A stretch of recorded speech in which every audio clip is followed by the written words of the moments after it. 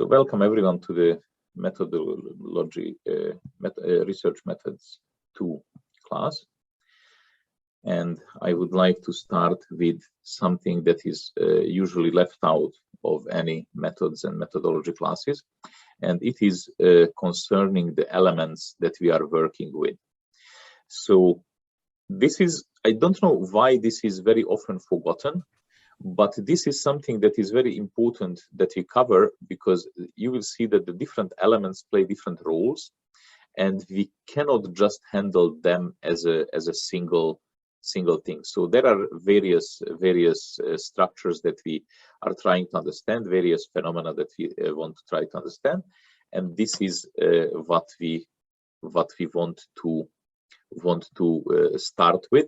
So it means that we need to figure out what are those things that we come across if we do this process that we call either problem solving, or sometimes we call it also research.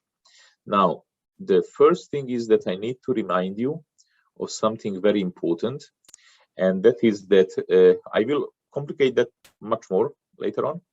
But for now, what is very important to remember is that although it might appear that way to the uninitiated, positivism does not always mean quantitative methods. There is a strong preference for quantitative methods in positivism, but it is not exclusive. Similarly, there is a strong preference for qualitative methods in interpretive studies, but it is not exclusive. So it is possible to have quantitative interpretivist as well as qualitative positivist studies.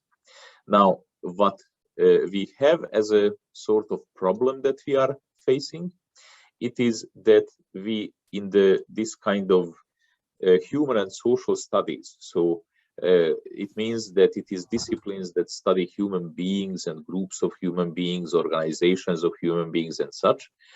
We are desperate to be considered serious, so we are obviously kind of latecomers to this whole scientific enterprise, and we are very anxious to be considered as one of the proper sciences. That's why we completely inadequately speak about natural and social sciences. That is a complete nonsense. Why? Because if there was that kind of distinction, imagine what it would mean. It would mean, first of all, that society or social structures or groups of organizations, that those are unnatural. Okay? So the opposite of natural is definitely not social, because social phenomena are natural to us. So that's why Herb Simon wrote a beautiful little book called The Sciences of Artificial, where he says that if we wanted to contrast something with the natural sciences, then what we can contrast with them is the sciences of artificial. But that's a completely different story.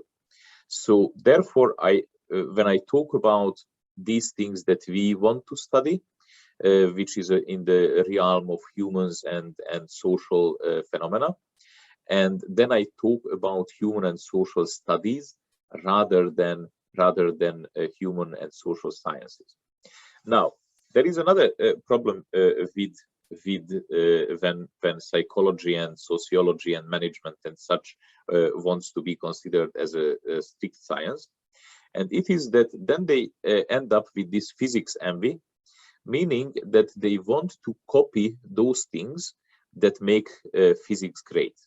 So basically, what they see there is a scientific method, and there is this whole rigor and experimentation and quantitative methods and calculations and such.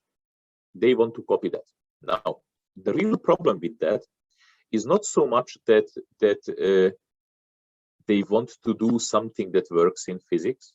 The problem is that what they want to copy is their understanding of physics. So we in human and social studies don't know much about physics, okay?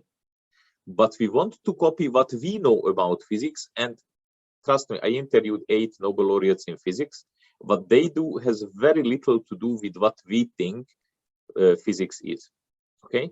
So physics is actually much less positivistic than some of the people in the human and social studies would like to believe. So this means that we need to get rid of this physics envy. We need to get rid of trying to copy something that worked well in some other fields, which we don't understand in the first place. What we need to do is to build this whole study approach from ground up. And therefore, we will try to look at the most fundamental things first in this class, which is the methodological elements.